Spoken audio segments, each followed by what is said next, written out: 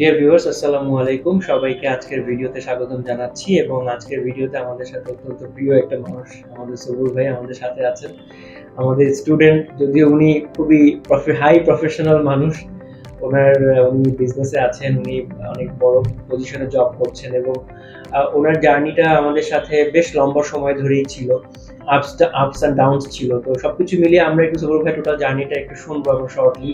তো তার আগে আমি যেটা বলবো যে অবশ্যই আপনার ভিডিওটা মনোযোগ সহকারে দেখবেন। আশা করি যারা ক্যানাডাতে, স্পেশালি যাদের বয়স একটু বেশি হয়ে গিয়েছে, যারা একটু ওভার ম্যাচিউর বা যারা মনে করছেন যে আমার যাওয়া পসিবল কিনা, সো সবুর ভাই can be one of the good examples for them because এখানে বয়সটা আসলে ম্যাটার না, as long as you have a good work experience, good IELTS score, your good academic results, masters এর জন্য কিন্তু আসলে বয়সটা কোনো ফ্যাক্টর না। You have still chance to apply to Canada. তো সবুর ভাই, thank you so much for আমাদের ভিডিওতে আপনার আসার জন্য। তো ফার্স্ট অফ অল হচ্ছে যে দুইবার রিজেকশন কলেজ লেভেলে এবং আপনার অনার্স মাস্টার্স আগে থেকেই কমপ্লিট করা, এরপরে দীর্ঘ বছর ধরে জব করতেছেন একটা কোম্পানির, খুব বড় পজিশনে আছেন, হেড অফ সামথিং। তারপরে হচ্ছে আপনি নিজেও কিছু বিজনেস করেন, সবকিছু মিলে দুইবার রিজেকশনে কিন্তু অলরেডি ইমিগ্রেশন মার্ক করছিল যে why you are going to Canada since you are well established in Bangladesh. তো আমরা জিসিএমএস নোট দেখে বা আমরা রিফিউজালটাকে আমরা অবজার্ভ করে আমরা আমাদের রিফিউজাল গ্রাউন্ড, তারপরে এসএপি আমরা আবার নতুন করে রিরাইট করলাম। তো সবকিছু মিলে এখন যখন ভিসা পেলেন, তো অনুভূতিটা কি এবং জার্নিটা কেমন ছিল যদি শর্টলি বলতেন? থ্যাংকস ইসু ভাই। First of all my heartiest gratitude two prominent. আসলে আমি একটা পর্যায়ে তো আসলে আশা ছেড়ে দিয়েছিলাম, টু বি ফ্র্যাঙ্ক। বাট আপনাদের যে ভরসার যে জায়গাটা, সেই থেকে আসলে বললাম আচ্ছা ঠিক আছে, আমি তৃতীয়বারের আরেকবার ট্রাই করি। তো সেখান থেকে আলহামদুলিল্লাহ আমার ভিসা হয়েছে, thank you so much second. আর এখানে যেটা হচ্ছে, যেটা আমার যে জার্নি থেকে আমি যতটুকু ফিল করলাম, এখানে আমার কাছে যেটা মনে হয়েছে সেটা হচ্ছে যে এখানে আমরা যে ফান্ডগুলো দেখিয়েছিলাম, ফান্ডগুলো দেখিয়েছিলাম, আগে যেটা হয়েছিল স্পন্সরের ফান্ড বেশি ছিল, আমার ফান্ড কম ছিল। তো আমার কাছে যে চ্যালেঞ্জ যেটা এসছে, সেটা হচ্ছে যে পরবর্তীতে আমরা যখন যে ফার্স্ট হাফ টাইম যখন ট্রাই করলাম, ওখানে গিয়ে দেখলাম যে পরে আমরা চেঞ্জ করছি। এর মাঝখানে আমি আমাদের যে ম্যাচুরিটি ফান্ডগুলো যেগুলো ছিল স্পন্সরের, সেগুলো মাঝখানে যেহেতু আমি একটা মোটামুটি 1.5 বছরের মতো সময় পেয়েছিলাম, আমি আসলে সেকেন্ড রিজেকশনের সময় কিন্তু আমি আসলে ওই আমার স্পন্সরের ফান্ডগুলো আমার ফান্ডে নিয়ে আসার কারণে আমার ইন্ডিভিজুয়াল ফান্ডটাকে আমি ইনক্রিজ করেছি এবং স্পন্সরের ফান্ডটাকে আমি ডিক্রিজ করেছি। আমার মনে হচ্ছিল এটা একটা একটা ব্রেক থ্রু ছিল এবার ভিসা পাওয়ার জন্য, অ্যাজ ওয়েল অ্যাজ সাবজেক্টের একটা ব্যাপার ছিল, যেটা আমার আগে ছিল পোস্ট গ্রাজুয়েট ডিপ্লোমা, যেটা আমার আগের এক্সপিরিয়েন্স, আমার এডুকেশন সবকিছু মিলাই আসলে মনে হচ্ছিল যে আমি ওভার কোয়ালিফাইড বা সাবজেক্ট লাইক দিস। ইভেন একটা জিসিএম একটা রিজেকশনের মধ্যে রিপোর্টেও এসেছিল যে over qualified something like this. তো সেই ক্ষেত্রে আমার মাস্টার্সে ফেরত আসাটা, পিজিডি থেকে মাস্টার্সে ফেরত আসাটাও একটা আসলে গুড টার্নিং। আই থিঙ্ক এটার জন্যই আসলে এই ভিসাটা এবার হয়েছে। আর ওভারঅল আমি আবার প্রমিনেন্টকে থ্যাঙ্কস দিই, ঠিক আছে, যে আপনাদের আসলে এই যে মুভটা এবং এই জার্নিটা আমরা একসাথে করতে পেরেছি। এবং সবুর ভাই, আরেকটা বিষয় হচ্ছে যে লাইক ডেফিনেটলি ধরেন ক্যানাডাতে অ্যাপ্লাই করে, ডেফিনেটলি অনেকে আছে সেলফ অ্যাপ্লিকেশন করে, অনেক সময় এজেন্টের মাধ্যমে না করে নিজেরা করে, অনেকে আমরা দেখছি রিফিউজ আবার আসে আমাদের কাছে। এখন নিজে অ্যাপ্লাই করলে আর এজেন্টের মাধ্যমে করলে ডিফারেন্সটা কোথায় হতে পারে? আরেকটা হচ্ছে যে যেমন আপনি তো নিশ্চয়ই একটা রেফারেন্সে এসছেন, তো অনেক সময় রেফারেন্স ছাড়া কিন্তু এজেন্ট কাকে চুজ করবে একটা কনফিউশন থাকে। সেই ক্ষেত্রে আপনি এজেন্ট চয়েসের ক্ষেত্রে কি ধরনের তাদের পলিসি অবলম্বন করা উচিত একটা student, how they can understand যে কোন এজেন্ট আমার জন্য ভালো হইতে পারে, এই ব্যাপারে যদি একটু তাদেরকে গাইডলাইন করতে। ওয়েল, আমি যেটা এসেছি, আমি রেফারেন্সে এসেছি। তো আমি যা রেফারেন্সে এসেছি আমার ক্লোজ বড় ভাই, এবং তারপর আমি ডিপেন্ড করতে পারি। তো পরে প্রবলেমটা আসার পরে আমার যখন প্রথমবার রিজেকশন হইলো, তারপরে আপনাদের যেই সাপোর্টটা এবং মেন্টাল সাপোর্ট বলেন বা আবার আমাকে মোটিভেট করার যে জায়গাটা থেকে যেটা দেখেছি, সেই হিসেবে আমার কাছে মনে হয়েছে যে এজেন্টকে দিয়ে করাটা আসলে, এজেন্টের সহযোগিতা নেওয়াটা আসলে এখানে খুবই গুরুত্বপূর্ণ। হয় যে আপনি ব্যক্তিগতভাবে ট্রাই করে পসিবল হয়, কিন্তু ব্যক্তিগতভাবে ট্রাই করে হয়তো ইউনিভার্সিটি থেকে এলওএটা আনা যায়।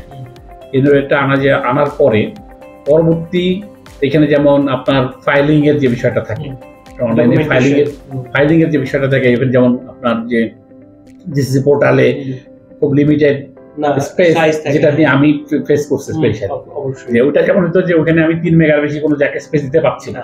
এখন ওখানে আমাকে চুজ করতে হবে আমি কোন ফাইল দিব।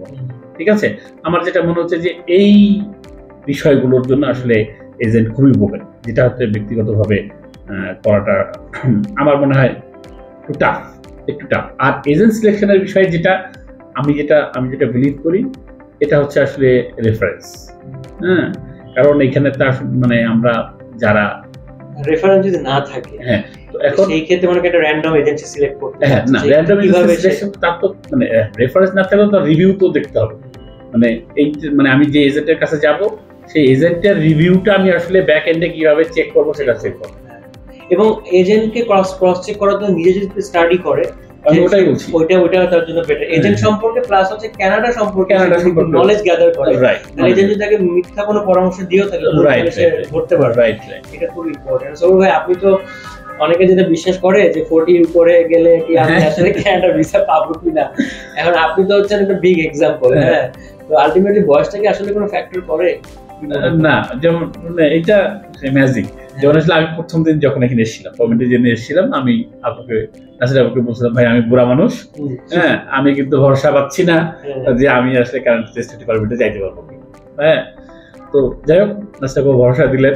হ্যাঁ, ঠিক আছে। তো এখন আমি যেটা দেখলাম আসলে এইখানে এইজ ব্যাপার না, এখানে আসলে সবচেয়ে ইম্পর্টেন্ট যেটা, সেটা হচ্ছে যে আমার প্রিভিয়াস এডুকেশনের সাথে প্রিভিয়াস এক্সপেরিয়েন্সের সাথে একটা প্রপার সাবজেক্ট চুজ করা, প্রপার আইএলটিএস থাকা। রাইট, আইএলটিএস তো লাগবেই। আইএলটিএস যেমন আমি যেই কোর্স মানে যে ইউনিভার্সিটিতে পড়তে চাই, যেই সাবজেক্ট নিয়ে পড়তে চাই, সেই সাবজেক্টের যে আইএলটিএস এর যে প্রিজিকুইজিশন, সেটা তো আমাকে বলার পর আসতেই হবে।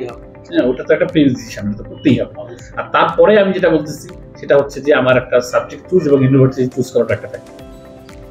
মুসাফর ভাই, আপনার তো ফ্যামিলি আছে বাংলাদেশে, বাচ্চারা আছে, তো তাদেরকে ছেড়ে যেতে কি খারাপ লাগবে না? তাদের নেওয়ার প্ল্যান আছে সামনে?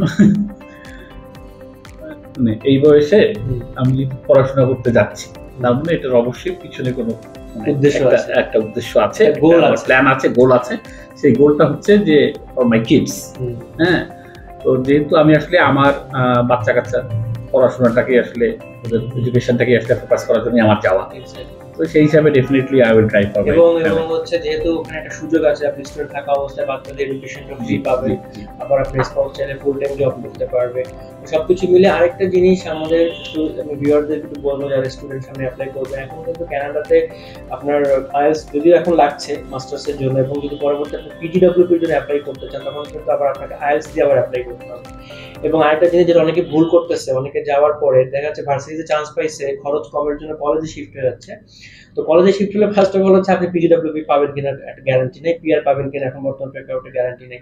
নাম্বার 2 হচ্ছে আগে যেমন আপনার কলেজটা বা ইউনিভার্সিটি ইজিলি শিফট করা যেত বা চেঞ্জ করা যেত, এখন কিন্তু এটা রেস্ট্রিকশন হয়েছে যে আপনি আবার নতুন করে ভিসার জন্য অ্যাপ্লাই করতে হবে যদি আপনি ডিএলআই চেঞ্জ করতে চান। সো এটা বি কেয়ারফুল, কারণ কানাডা এখন এসব ব্যাপারে খুবই স্ট্রিক্ট, এবং তারা প্রত্যেক সেমিস্টারে কিন্তু ইউনিভার্সিটি অলরেডি তাদের সেন্ট্রাল গভর্নমেন্ট থেকে দেওয়া আছে যে they should give the feedback of students enrollment in every semester, যাতে স্টুডেন্ট যাতে কখনোই এডুকেশনের বাইরে চলে না যায়।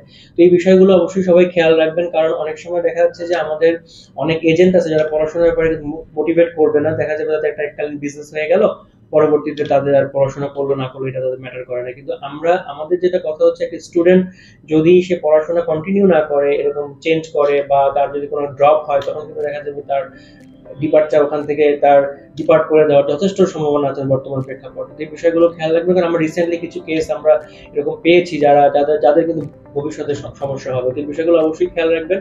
কোনো বন্ধু বান্ধবের পাল্লায় পরে এমন কিছু করবে না যেটা আপনার ইমিগ্রেশন হিস্ট্রিকে সমস্যা করে।